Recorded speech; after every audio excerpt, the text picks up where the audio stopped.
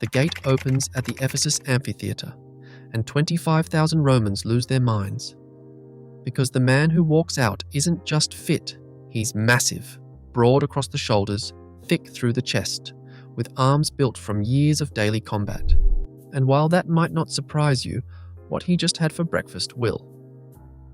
Because that man just finished the smallest meal you can imagine. No steak, no eggs, no protein, at least not the kind you're used to. By every principle the fitness industry is built on, that man should be at a disadvantage. His muscles should be deficient, his recovery should be failing, and his body should be losing this fight before it starts. Yet his bones tell a different story. When researchers analyzed the skeletal remains of gladiators 1,800 years later, they found something that contradicted the entire logic of modern sports nutrition. These men's bones showed significantly higher mineral content than every free Roman citizen around them. So the man who ate almost no protein had stronger, denser bones than the population that watched him fight. Which leaves one question sitting in the middle of all of it. What made this possible? Subscribe and stay to the end, because the answer is not one thing.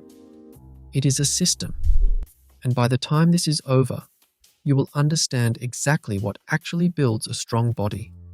Not the way the supplement industry told you, but the way bones that are 1,800 years old prove. But before we get there, we need to start with what was actually on his plate. And what was on his plate has a name, a recipe, and a 2,000-year paper trail. Because the Romans did not guess at what gladiators should eat, they documented it. The formal gladiatorial diet had a name: gladiatorium saginam, the gladiatorial feeding regime. It was not left to individual preference.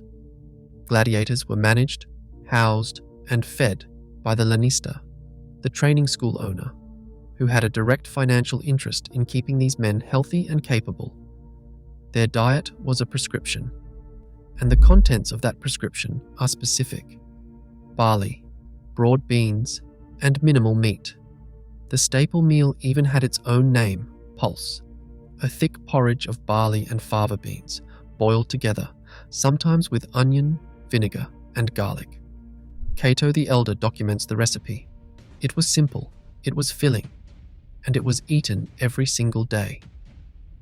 Pliny the Elder records the nickname that had stuck to gladiators across the Roman world in his Naturalis Historia, written in the 1st century AD, hordiarii, barley eaters. Part of why they ate this way was practical. Barley was cheap, abundant, and easy to produce in bulk for a training school feeding hundreds of men. But whatever the reason, the diet was consistent, structured, and enforced. In 1993, Austrian archaeologists uncovered a mass burial site outside the ancient city of Ephesus in modern Turkey. They found more than 60 individuals, identified by carved marble reliefs showing combat scenes. It is the only confirmed gladiator graveyard ever found. In 2014, a team from the Medical University of Vienna and the University of Bern published a study in the journal PLOS1, led by forensic anthropologist Fabian Kanz. They subjected bones from 22 of those gladiators to isotopic analysis, measuring carbon, nitrogen, and sulfur ratios locked into bone collagen with chemical precision. The result was that gladiators consumed a diet dominated by plant foods, primarily barley and legumes. Low nitrogen isotope values are the specific biochemical signature of minimal animal protein and high legume intake, meaning the gladiators of Ephesus ate almost no meat. And yet, their bodies showed exactly what everyone assumes only animal protein can build. So something in that diet was working. And it was not an accident. Because barley and beans together are not an accidental pairing. They are, whether the Romans understood the biochemistry or not, one of the most effective fueling systems ever assembled for explosive physical performance. Start with the barley. Cooked as porridge, as gladiators ate it daily, It delivers a concentrated source of slow-releasing glycogen fuel. Combat is not an aerobic endurance event. It is a series of violent explosive bursts, the same energy system as a sprint, a heavy lift, or a wrestling takedown.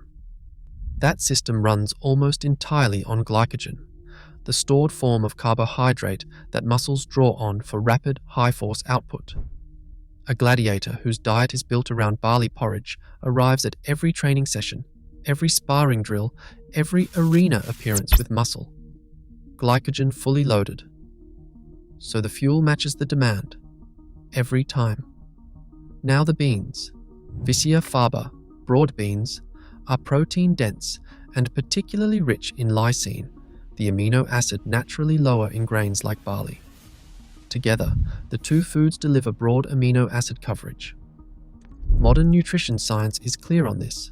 Plant foods contain all essential amino acids, and the body pools them throughout the day. The gladiators eating pulse, barley, and beans in the same bowl at every meal were getting comprehensive amino acid coverage continuously, in volume, without thinking about it. Research confirms that plant protein, consumed in sufficient total quantities, can support comparable muscle adaptation to animal protein in trained individuals. The gladiators ate this diet in large quantities, so their protein intake was not deficient. It was plant-derived. Now here is the part that challenges the image most people carry. Their physiques were not the lean, marble-cut bodies that films portray.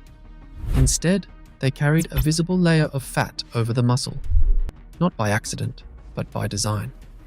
Carl Grossschmidt, part of the Ephesus research team, explains the deliberate reason.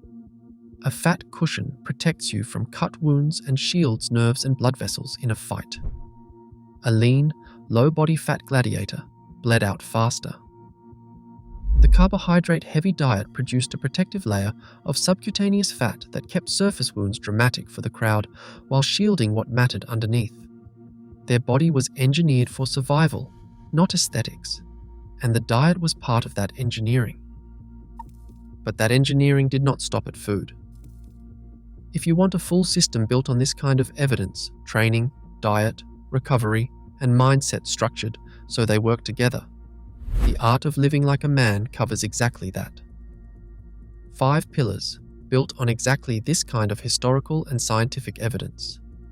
Link is in the description. But the diet alone still does not explain what set gladiator bones apart from everyone else in Ephesus. The isotope analysis found a number that separated them from the surrounding population by a factor that stopped the researchers cold. The strontium to calcium ratio in gladiator bones was almost double that of the regular Roman population eating the same city's food. Strontium behaves like calcium in the body. It substitutes for calcium atoms during bone formation and gets locked into the mineral structure. Plants absorb it readily from soil, so the more plant matter you consume, the more strontium your bones carry. But the gladiators' ratio was significantly higher than even the plant-eating civilian population around them, and that meant they were deliberately consuming a strontium-rich source of calcium that nobody else was. Fabian Kanz's team noted that meals of barley, beans, and dried fruit would ordinarily leave gladiators deficient in calcium. Something was compensating for that gap, and the answer was already documented in a 2,000-year-old encyclopedia. Pliny the Elder records it in his Naturalis Historia. Your hearth should be your medicine chest. Drink lye made from its ashes, and you will be cured. One can see how gladiators after a combat are helped by drinking this. So that's exactly what gladiators did. They drank plant ash, mixed with vinegar and water. It was consumed after training and combat as a recovery drink. The team's published conclusion in PLOS 1. Plant ashes were evidently consumed to fortify the body after physical exertion and to promote better bone healing. Fabian Kanz draws the direct modern comparison. Things were similar then to what we do today. We take magnesium and calcium following physical exertion. What gladiators were drinking after every training session was an alkaline mineral solution, high in calcium and strontium. that incorporated directly into their bones during the remodeling process that follows mechanical loading. The result was bones showing significantly higher mineral content than those of the Roman civilians around them. But recovery only completes what training demands. Every session in the ludus created the mechanical stimulus that made bone remodeling necessary in the first place. And the training those men were doing produced a demand that most modern programs never approach. The gladiatorial school, the ludus, was not only a gym. Instead, it included dormitories, training grounds, infirmaries, and armories. Gladiators ate there, slept there, trained there, and were treated there when injured. Their physical preparation was not a schedule they followed. It was the structure of their entire existence. Training followed a staged progression documented by Roman sources and confirmed by archaeological evidence at multiple ludus sites.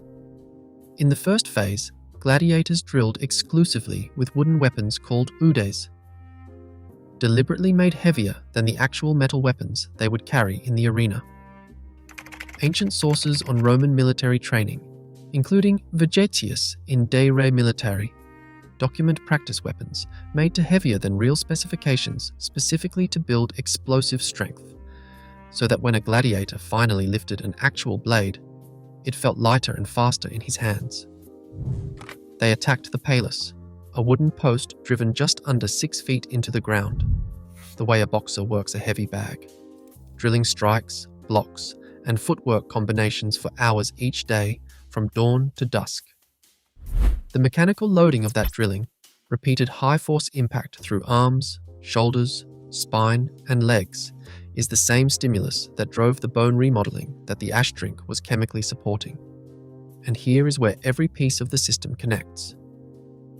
The barley loaded muscles with glycogen to fuel explosive training output. The beans provided the amino acids to rebuild the muscle tissue that training broke down. The ash drink provided the calcium and strontium for bones to remodel denser under the loading that training imposed. And the heavier wooden weapons amplified the mechanical demand beyond what a real fight ever produced. So when the real fight arrived, the body was already adapted to something harder. Not one of these elements works without the others. Barley without training is just carbohydrate. Beans without the training demand produce no adaptation. The ash drink without mechanical loading has nothing to repair and strengthen. The system produced the result because all parts ran simultaneously, every day, across an entire professional career. So, how did they get so strong without protein? They did not avoid protein. They just stopped treating it as the answer and started treating it as one part of a system that only works when everything else is in place. The man who walked through that gate in Ephesus was not built by what he ate. He was built by what he ate, what he drank, and what he demanded of his body every single day, running together, without exception, for years. The bones have been in the ground for 1,800 years. The system that built them has not changed. The ancient way exists to recover exactly this. If this changed how you think, you already know what to do.